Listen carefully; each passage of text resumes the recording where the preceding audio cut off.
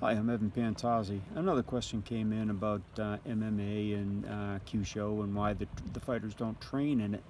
There's a number of reasons, but early on in my career, somewhere around 2000, 2001, somewhere in that time frame, I went to the Arnold Schwarzenegger Classic out in Ohio, and it's a mixed venture of bodybuilding, of course, from Arnold Schwarzenegger, and also martial arts. I did a seminar there, did a demonstration, and also had a booth. But anyway, a promoter came by and introduced me to Pat Miletich, and we talked, and I discussed the Q show a little bit, and the fact that it was seen in MMA, but these guys were sometimes hitting targets inadvertently or just lucky. And I could predict, I could duplicate, and I could also teach this to his fighters. So he sent me a couple fighters for a week, and I'm not going to name their names. I want to keep it more private, but I trained them for 1 week, and during the class, during the day, they would be doing great. I mean, they'd be screaming in pain, they'd be getting dysfunctions, altered states of consciousness. And right at the end of each day, we went over a freestyle period where I said, okay guys, just go. And they went to it, and they just went back to their old trained methods. And it's completely understandable. Kyusho for them was a new idea, and it wasn't quite ingrained yet. Okay, Kyusho isn't something that you look at a video and you pick up instantly.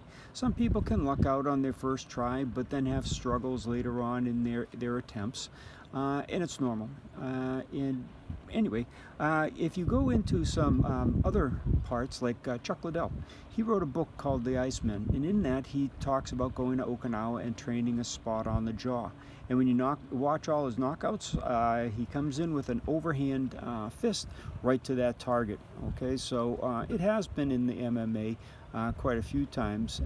In boxing, Oscar De La Hoya did an interview with Playboy magazine many years ago, and I kind of forget when, but I had read that article, and I also saw the fight between Oscar De La Hoya and Antonio Vargas.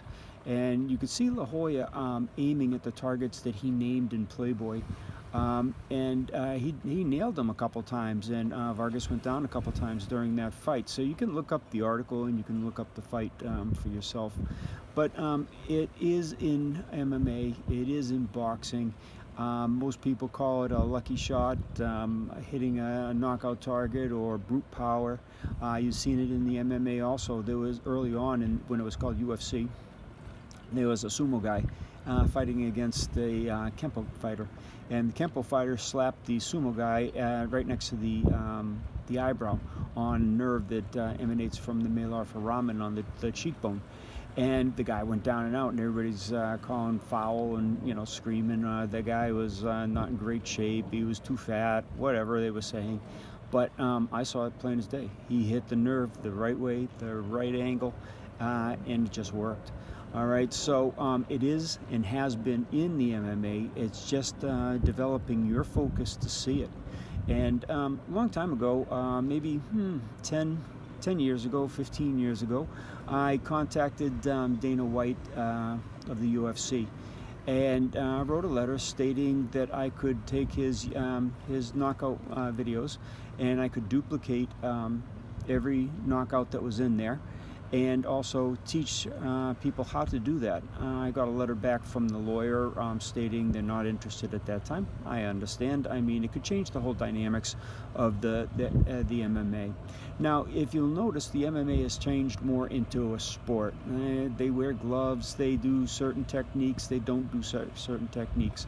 So being a sport and going at it with the power that they go at it, maybe the Kyusho isn't the best thing. We don't want to see any serious injuries. These fighters take enough of a beating. Can you imagine waking up the next day after being defeated in one of the championship rounds? It's not going to feel so good.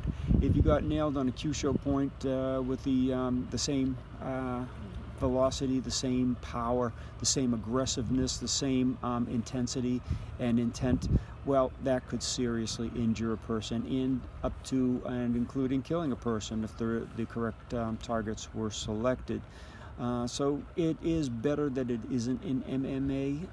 And for those that say, well, should be in MMA if it's real, well, you just got to look closer. You just got to learn the Kyusho, because it's there. It's always been there, right from UFC 1 on up. Every knockout you see.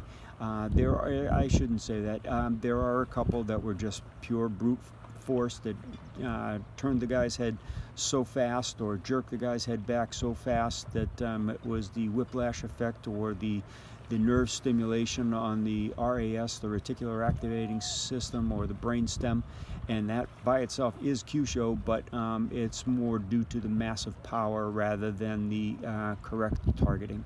So there's an answer to your question. I hope it satisfies it. One day, maybe I'll write to Dana White again, see if he's interested in doing a videotape, but I kind of doubt it, okay? It's not something they want in the MMA. They want to try and keep these guys safe and sound so they can fight for you. You take care.